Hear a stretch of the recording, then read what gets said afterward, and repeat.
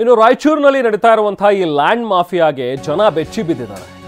ಬಡ ಮಧ್ಯಮ ವರ್ಗದವರ ನಿವೇಶನಗಳೇ ಭೂಗಳರ ಟಾರ್ಗೆಟ್ ಆಗಿಬಿಟ್ಟಿದೆ. ಯಾರು ಓಡಾಡದಂತಹ ನಿವೇಶನ ರಾತ್ರೋರಾತ್ರಿ ಗಾಯಬಾಗ್ಬಿಡುತ್ತೆ. ಸಂತೋಷ್ ಶಾನುಭಾಗ್ ಹಾಗೂ ಆನಂದ ರಾವ್ ಇವರಿಬ್ಬರಿಗೆ ಮೋಸ ಆಗಿದೆ ಅನ್ನುವಂಥದ್ರ ಬಗ್ಗೆ ಈಗ ದೂರು ಕೇಳಿ ಬಂದಿದೆ. ಸಂತೋಷ್ ಮತ್ತು ಆನಂದ್ಗೆ ಸೇರಿದಂತಹ ನಿವೇಶನಗಳನ್ನ ಬೇರೆ ಯಾರೋ ಗುಳುಮ ಮಾಡಿಬಿಡಿದಾರಂತೆ. ಸಬ್ ರಿಜಿಸ್ಟ್ರಾರ್ ಇಲಾಖೆಯ ಅಧಿಕಾರಿಗಳು ಮತ್ತು ಸಿಬ್ಬಂದಿ, ಹಾಗೆ ಪಾಲಿಕೆ ಅಧಿಕಾರಿಗಳು, ಸಿಬ್ಬಂದಿ ಇವರೆಲ್ಲರೂ ಕೂಡ ಶಾಮೀಲಾಗಿದ್ದಾರೆ ಅನ್ನುವಂಥದ್ರ ಬಗ್ಗೆ ಇವ್ರ ವಿರುದ್ಧ ದೂರು ಕೇಳಿ ಬಂದಿದೆ. ಜೊತೆಗೆ FIR ಕೂಡ ದಾಖಲಾಗಿದೆ. ರಾಯಚೂರು ಪಶ್ಚಿಮ ಠಾಣೆಯಲ್ಲಿ 2 ಕೇಸ್ಗಳು ಇವ್ರ ವಿರುದ್ಧ ದಾಖಲಾಗಿದೆ. ಈಗ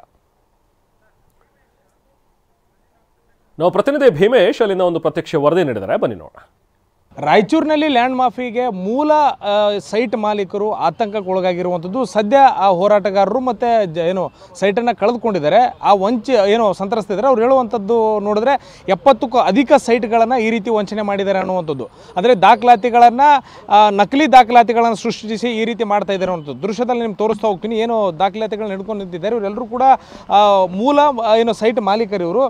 ಇವರ ಹೆಸರನ್ನು ಕೂಡ ನೀವು ಗಮನಿಸ್ಬೋದು ದೃಶ್ಯದಲ್ಲಿ. ಏನು ಸಂತೋಷ ಶಾನ್ಭಾಗ್ ಅನ್ನುವಂಥದ್ದು. ಅಂದರೆ ಈ ಮೂಲ ಮಾಲೀಕರ ಒಂದು ದಾಖಲಾತಿಗಳಿದು. ಅಂದರೆ ಯಾವ ರೀತಿ ಇದೆ ಅನ್ನುವಂಥದ್ದು ನಿಮ್ಗೆ ಅವ್ರು ತೋರಿಸ್ತಾ ಹೋಗ್ತಾರೆ. ನಾವು ದೃಶ್ಯದಲ್ಲಿ ನೋಡ್ಬೋದು. ಪ್ರತಿಯೊಂದನ್ನು ಕೂಡ ಪ್ರತಿ ಹಂತದಲ್ಲೂ ಕೂಡ ಇದನ್ನು ಫೇಕ್ ಮಾಡ್ತಾನೆ ಹೋಗ್ತಾರೆ. ಇದರಲ್ಲಿ ಮಹಾನಗರ ಪಾಲಿಕೆಯ ಅಧಿಕಾರಿಗಳು, ಸಿಬ್ಬಂದಿ, ಜೊತೆಗೆ ಸಬ್ ರಿಜಿಸ್ಟ್ರಾರ್ ಆಫೀಸ್ನ ಒಂದು ಅಧಿಕಾರಿಗಳು ಕೂಡ ಇದರಲ್ಲಿ ಭಾಗಿಯಾಗಿ ಈ ರೀತಿಯ ಒಂದು ಕೃತ್ಯವನ್ನು ಎಸಗ್ತಾ ಇರುವಂಥ ಆರೋಪ ಕೇಳಿ ಬಂದಿರುವಂಥದ್ದು. ಇದಕ್ಕೆ ಸಂಬಂಧಪಟ್ಟಂತೆ ಸದ್ಯ 2 FIR ಪಶ್ಚಿಮ ಠಾಣೆಯಲ್ಲಿ ದಾಖಲಾಗಿರುವಂಥದ್ದು. ಆಧಾರ್ ಕಾರ್ಡ್ ಸಮೇತ ಈ ರೀತಿ ವಂಚನೆ ಮಾಡ್ತಾ ಇರುವಂಥದ್ದು. ಎಲ್ಲೊಂದು ಕಡೆ ಸಾಕಷ್ಟು ರೀತಿಯಲ್ಲಿ ಏನು ಈ ಒಂದು ಮಾಫಿಯಾ ಬೆಳಕಿಗೆ ಬಂದಿರುವಂಥ ಬೆನ್ನಲ್ಲೇ ಮೂಲ ಮಾಲೀಕರು ಕೂಡ ಅಲರ್ಟ್ ಆಗಿ ಎಲ್ಲೊಂದು ಕಡೆ ಪೊಲೀಸರಿಗೆ ದೂರನ್ನು ಕೂಡ ಕೊಡ್ತಾ ಇದ್ದಾರೆ. ಈಗ 2009ರಲ್ಲಿ ನಾನು ಒಂದು ಪ್ಲಾಟ್ ಖರೀದಿ ಮಾಡಿದ್ದೆ, 46 ಪ್ಲಾಟ್ ನಂಬರು. ಆಮೇಲೆ ನನ್ನ ಹೆಸರಲ್ಲಿ ಎಲ್ಲ ದಾಖಲಾತಿಗಳು ನನ್ನ ಹೆಸರಲ್ಲೇ ಇದೆ. ಬಟ್ ಜನವರಿ 2024ರಲ್ಲಿ ಯಾರೋ ಒಬ್ಬರು ಆಂಜನೇಯ ಅಂತ ಬೇರೆಯವರನ್ನು ಕುಂದಿರಿಸಿ ತಮ್ಮ ಹೆಸರಲ್ಲಿ ಮಾಡ್ಕೊಂಡ್ಬಿಟ್ಟಿದ್ದಾರೆ. ಅಂದರೆ ಫೋರ್ಜರಿ. ಇವತ್ತಿಗೂ ನನ್ನ ಹೆಸರಲ್ಲಿ ಎಲ್ಲ ದಾಖಲಾತಿಗಳು ನನ್ನ ಹೆಸರಲ್ಲೇ ಇದೆ. ಮುನ್ಸಿಪಲ್ ರೆಕಾರ್ಡಲ್ಲಾಗಲಿ, ಸಬ್ ರಿಜಿಸ್ಟರ್ EC ಆಗಲಿ ಎಲ್ಲ ಕಡೆಯಲ್ಲೇ ನನ್ನದೇ ಬರ್ತಾ ಇದೆ. ಬಟ್ ಈ ಮಧ್ಯದಲ್ಲಿ ಇವರು ಯಾರೋ ಒಂದು ಫೋರ್ಜರಿ ಮಾಡಿ ಇದನ್ನು ತಮ್ಮ ಹೆಸರಿಗೆ ಮಾಡ್ಕೊಂಡಿದ್ದಾರೆ. ಈ ಆಧಾರ್ ಕಾರ್ಡ್ ಕೂಡ ನಕಲಿ ಮಾಡ್ಕೊಂಡಿದ್ದಾರೆ ಸರ್. ನನ್ನ ಫೋಟೋ ತೆಗೆದು ಅವ್ರ ಫೋಟೋ ಎಡಿಟ್ ಮಾಡ್ಕೊಂಡಿದ್ದಾರೆ. ಆಧಾರ್ ನಂಬರ್ ನಂದು ತೆಗೆದು ಅವ್ರ ನಂಬರ್ ಎಡಿಟ್ ಮಾಡ್ಕೊಂಡಿದ್ದಾರೆ.